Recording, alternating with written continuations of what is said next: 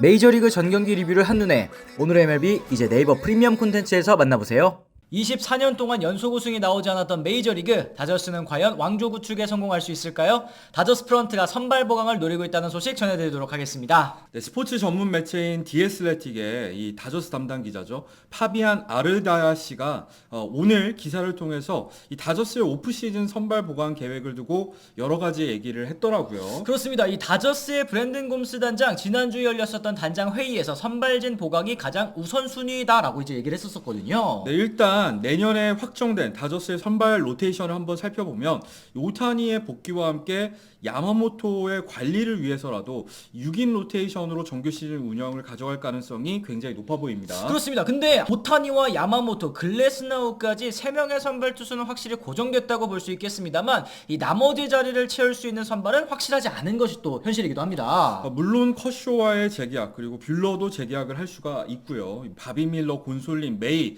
이 선수들 역시도 내년에 부상에서 모두 돌아올 수 있는 자원들이긴 한데 양적인 측면에서는 뭐 충분할지 몰라도 아무래도 포스트 시즌에서 믿고 맡길 수 있는 선발 투수는 약간 좀 부족해 보이지 않나 싶습니다. 그렇습니다. 이 곰스 단장이 했던 얘기인데요. 이번 가을 분명히 배운 것은 투수가 충분하지 않았다라는 것이다. 180이닝을 소화할 수 있는 선수 역시 많지 않았고 프런트는 끊임없이 투수 보강에 대한 이야기를 나누고 있으며 영입을 계속 추진할 것이다 라는 얘기를 또 했거든요. 그러면서 이제 다저스가 선택할 수 있는 오프 시즌 여러 가지 선발 보강 옵션에 대해서 저희가 한번 정리를 해보려고 합니다. 그렇습니다. 일단 첫 번째는 역시 여러분들께서도 관심이 많을 이 일본 프로야구 구단 치바 롯데로부터 포스팅을 허락받은 이 사사키 로키 선수 영입이 있을 수 있겠습니다. 그렇죠. 2001년생인 사사키 같은 경우에는 내년에도 만으로 23살입니다. 그 나이로 이제 메이저리그에 진출할 수 있게 되는데요.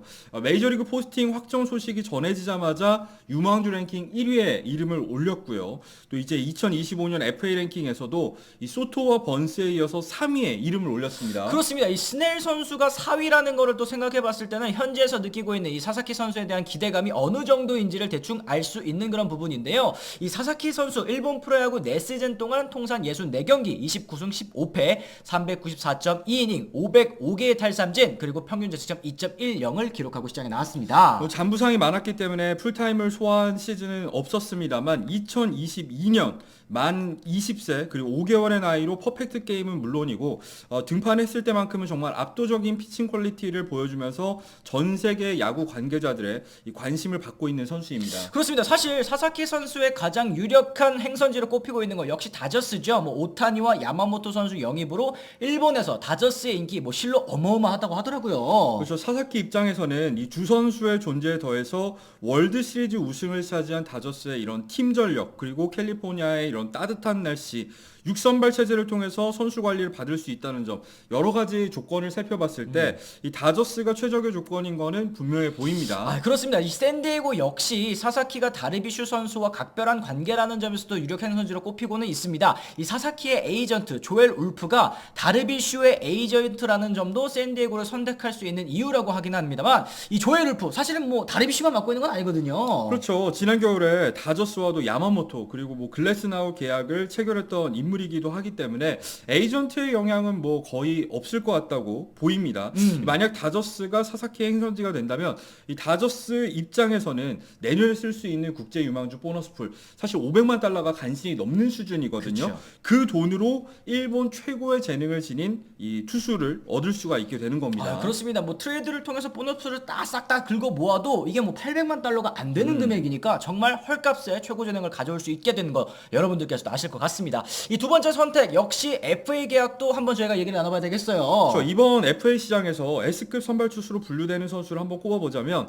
이 코빈 번스와 블레이크 수넬 이 두 선수 정도를 꼽을 수가 있을 것 같습니다. 그렇습니다. 이 내년 30살이 되는 번스 선수 통산 60승 36패 903.2이닝 동안 평균 자책점 3.19를 기록한 우한 선발 투수인데요. 그렇죠. 2021년에 내셔널리그 사이언상을 수상하면서 커리어 하이 시즌을 보냈었고 올 시즌을 앞두고도 볼티모어로 트레이드돼서도 에이스 에이스의 역할을 정말 잘 수행하면서 2점대 평균 자책점을 기록을 했었습니다. 그렇습니다. 번스 같은 경우에는 지금 볼티모어, 보스턴, 매츠 여러 팀들의 관심을 받고 있는 상황이긴 한데 다저스는 일단 번스 선수 관심은 있지만 적극적이지는 않은 그런 상황인 것 같기는 하더라고요. 그렇죠. 그리고 올해 샌프란시스코와 이 계약을 맺으면서 FA 제수를 통해서 시장에 나온 스넬 같은 경우에는 어떻게 보면은 번스보다 오히려 다저스한테 매력적인 선택지가 될 수 있을 걸로 보입니다. 그렇습니다. 저희가 아까 예상해드렸었던 선발진, 다저스 선발진이 사실 또 우한일색 아니겠습니까? 거기에다가 이제 자완 투수를 투과할 수 있다라는 점에 더해서 스넬 선수, 다저스 상대로 통산 14경기 동안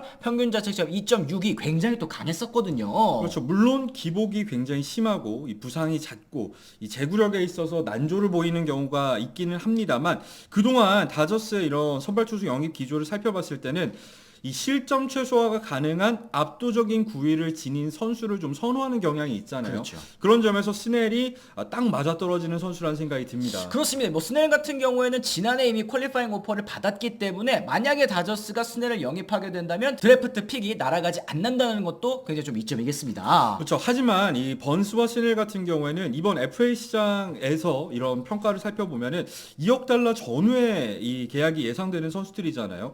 그러다 보니 가장 많이 언급되는 FA 투수는 바로 올해까지 애틀란타에서 뛰었던 좌완 선발 맥스 프리드입니다. 그렇습니다. 이 프리드 선수가 캘리포니아 산타모니카 출신, 그러니까 또 LA 다저스의 그 연고지 근처에서 또 태어났더라고요. 그렇죠. 실제로 그리고 다저스를 어린 시절부터 응원하면서 자랐고요. 이 다저스의 레전드인 샌디 코펙스를 정말 좋아한다고 하죠. 여러 면에서 다저스와 연관을 지을 수가 있는 선수이거든요. 그렇습니다. 올 시즌 같은 경우에는 물론 예년에 비해서는 좀 아쉬운 성적을 기록을 하기는 했습니다. 11승 10패, 174.1이닝 동안 평균 자책점 3.25를 기록을 했는데 사실 시즌 초반이라던가 아니면 시즌 중반에 있었던 기복들 여러분들이 아마 생각나지 않았을까 싶습니다. 그렇습니다. 하지만 이 프리드는 좌완이 부족한 다저스에게 번스, 스넬보다는 저렴하지만 또 훌륭한 대안이 될 수 있는 후보라는 또 생각이 좀 드는데요. 이렇게 또 다양한 FA 선발 옵션들과도 연결되고 있는 다저스, 이 트레이드 시장에도 역시 중점적으로 이름을 좀 올리고 있습니다. 그렇죠. 이번 겨울에 이 트레이드 시장에서 가장 각광받고 있는 선발 투수 바로 이 화이트삭스의 좌완 투수인 게럿 크로시에와 지금 관련이 있다고 하죠. 그렇습니다. 이 크로시에 선수 올해 선발 전원 풀타임을 맞아서 6승 12패 146이닝 동안 삼진을 무려 209개나 잡아냈습니다. 평균 자책점 3.58이었는데요. 후반기에 이닝 조절과 함께 다소 페이스가 떨어지기는 했습니다만 이 전반기에 드러났었던 크로시에 선수의 구위 정말 압도적이었거든요. 그렇죠. 크로시에는 불펜으로 데뷔를 했고 이제 토미존 수술로 이탈했던 기간도 어쨌든 서비스 타임이 포함이 되기 때문에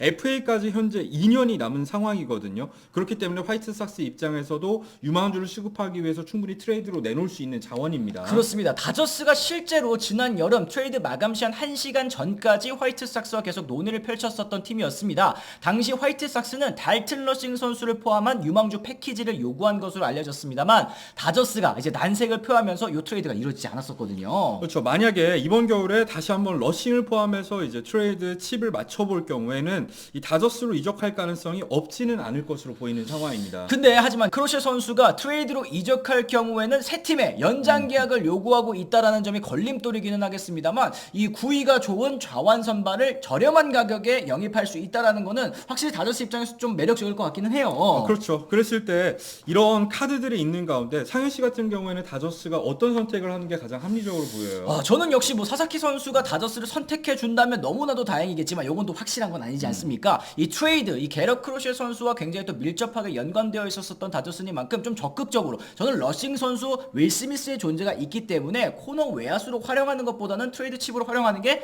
더 낫다고 생각하고 있거든요. 그렇죠. 저도 트레이드 또는 이제 사사키 로키의 영입이 가장 이제 적은 출혈로 페이로를 줄여가면서 다저스가 영입할 수 있는 방법이기 때문에 좀 선호를 하긴 합니다만 만약에 FA 투수 중에서 영입을 한다면 저는 블레이크 스넬이 가장 괜찮아 보이는 카드이긴 합니다. 앞서 말씀드린 대로 다저스 같은 경우에는 뭐 커쇼와도 재계약이 다시 한번 이루어지긴 하겠습니다만 좌완 선발 자원이 지금 좀 부족한 상황이거든요. 그런 측면에서 스넬을 한번 좀 최대한 계약 기간을 짧게 가져가면서 그 대신에 연평균 금액을 높여서 계약을 맺는다면 뭐 효과적인 영입이 될 수 있지 않을까 생각이 듭니다. 그렇습니다. 이처럼 다저스 여러 가지 옵션을 두고 선발진 보강에 필사적인 모습을 보이고 있습니다. 여러분들께서도 어떤 옵션이 또 가장 좋아 보이시는지 각자 또 의견이 있으실 것 같아요. 또 댓글을 통해서 달아주시면 좋을 것 같고요. 오늘 저희 영상 또 유익하다고 느끼셨다면 좋아요, 구독, 알림 설정까지 꼭 부탁을 드리도록 하겠습니다. 저희는 또 다른 소식과 함께 다시 돌아오도록 하겠습니다. 지금까지 시청해주신 분들 모두 감사합니다. 고맙습니다.